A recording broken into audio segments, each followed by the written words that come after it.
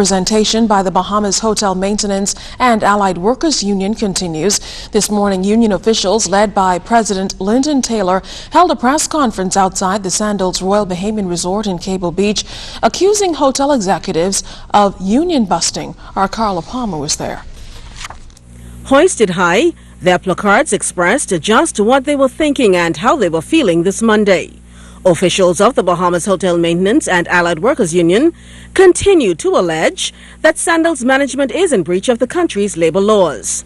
With a meeting scheduled for this Wednesday between the union, Sandals and labor officials, Union President Lyndon Taylor is accusing Sandals General Manager of union-busting tactics. They called a mandatory meeting on Friday that they're telling the workers that they have to sign this petition. And he needs his petition so he can take to the minister. Now, over half, almost three-quarters of the workers walked out of the meeting. Since then, they've been to every other department threatening the jobs of the workers that if they don't sign, you lose your job. Meantime, General Manager of Sandals, Patrick Drake, denied the accusations, saying he will not do anything that is contrary to the law. All employees have a right that is granted to them under the industrial relations. They have a right to be represented by whomever they so choose. We have always abided to the letter of the law of the Commonwealth of the Bahamas. There's no way a general manager in any which way, shape or form would want to do anything that are against the laws of the country. And there's nothing that could possibly be said or construed in any which way, shape or form that we have not upheld all the laws as they pertain to industrial relations in the Commonwealth of the Bahamas. According to Drake, it's Sandals' 580 employees who are credited with the hotel's increased occupancy rate and high return of visitors. He says it's the hotel's objective to have a very satisfied and contented staff. There's no better staff out there than the staff I have now. It's a family, Like I said, this year will make 16 years for us. I'm not sure how many people really get rid of members of their family, but that's not what we're about. Still, Taylor maintained his accusatory tone. Now, the workers are frustrated, and the workers already do whatever it takes to put an end to this. Union officials say they are going into that meeting on Wednesday with an open mind. And should they not get the results that they're looking for, well, that's another matter. They say they will take industrial action. Carla Palmer, ZNS News. The man who told ZNS court reporter Fern Carey that he was innocent of arson before surrendering to police last week was arraigned in court this afternoon. 50-year-old Colin Thomas Bastian of Camilla Way off West Bay Street appeared before Magistrate Carolita Bethel on one count of arson, a count of making a death threat and causing damage to a vehicle. Court dockets allege that on January 31st, while in New Providence, Bastian intentionally set fire to the home of Nicolette Cox. Bastian was not required to plead to the charge and will return to court on February 20th when a voluntary bill of indictment is expected to be filed. Meantime, Bastian was charged with threatening the lives of Nicolette Cox and Betty Fraser on January 29th. Bastian pleaded not guilty to the charge. He was also charged with causing more than $3,000 worth of damage to a white 2007 Chevrolet Tahoe Jeep, the property of Nicolette Cox. Now, because of a minor error on the court dockets, Bastian will have to return to court on Friday, February 10th, where a second count of damage will be formally filed. At that time, the magistrate will consider bail. Now, Bastian has been remanded to prison until that time. Also from the courts, convicted sex offender Andre Berbal appeared before the Court of Appeal today. The former 8 Mile Rock High School teacher was sentenced to 35 years in prison in February of last year after a jury found him guilty of 6 counts of unnatural sex with 2 of his male students. He attempted to appeal his sentence and conviction last October, but back then the Trinidadian-born teacher was unable to do so because he couldn't afford an attorney. Berbal returns to court on March 12th.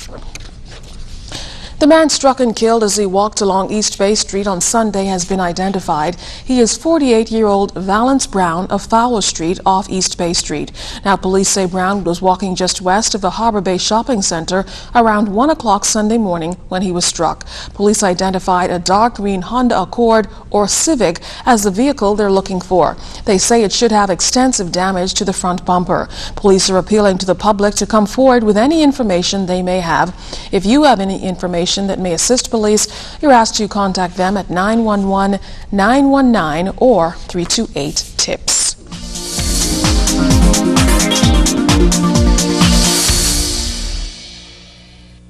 Welcome to tonight's edition of the Business Beat, sponsored by Royal Fidelity. Good evening, Bahamas. I'm Altaviz Munnings. Let's take a look at what's making business news today. The local daily reporting that the final register of public shareholders for the Arawak Port development could be sent to the Bahamas Central Securities Depository sometime this week. The article also noted that 95% of the applications received came from everyday Bahamians. Atlanta's reporting some good news tonight. Resort executives telling the local daily that their newly opened restaurant, Virgil's Barbecue, became the third highest grossing restaurant for the resort and continues to grow. The $10 million restaurant opened last November. Llewellyn Boyer Cartwright, a 29-year veteran of the aviation industry who specializes in aviation law, became the first Bahamian to be admitted to the Lawyer Pilots Bar Association. In a release, Cartwright noted that this is not only a personal honor for him, but an opportunity for the Bahamas to participate in a meaningful way to the growing body of aviation law governing an industry critical to our economy. Remember, you can send us an email or join us on www.znsbahamas.com or become our friend on ZNS's official Facebook page. And that will end tonight's edition of the Business Beat, sponsored by Royal Fidelity. Thanks so much for watching. I'm Altaviz Munnings. This month is being celebrated as Heart Month, and heart-related issues are taking center stage. In this segment, we'll talk to a leading heart physician who will explore the importance of maintaining a healthy heart. It's only as big as your fist, yet your heart is one of the most important organs in the body. In fact, Princess Margaret Hospital's consultant surgeon, Dr. Dwayne Sands, says it's the engine that runs the entire body. All the other organs rely on the heart to provide it with life-sustaining blood containing oxygen. And so if you don't have a healthy heart, everything deteriorates. The brain doesn't work well, the legs and arms don't work well, the liver, the kidneys, the gut, everything stops working ideally. Unfortunately, Dr. Sands says there are a significant number of children being born with congenital heart disease and far too many Bahamians suffering from heart disease. The worst development that we've seen is the development of the end-stage heart that we call heart failure. And unfortunately, we're seeing a whole lot of that. It's the final pathway whereby the heart muscle is no longer able to do the work that it's supposed to do. So when we look at the heart, which is a pump, ordinarily your heart ought to be about as big as your own fist. A lot of people's hearts will get thick and then heavy, and then so enlarged that it becomes totally inefficient. His advice is simple: eat right and exercise regularly. It's Valentine's Day month to find out exactly how your heart is functioning and make a resolution that you're going to keep, that you're going to take care of it. The second thing is to have a heart and look around and see whether or not you can contribute to the care of those people less fortunate than you are, because you never know when this is going to impact you or your family, and it can happen in a heartbeat. For Health and You, I'm Fern Carey.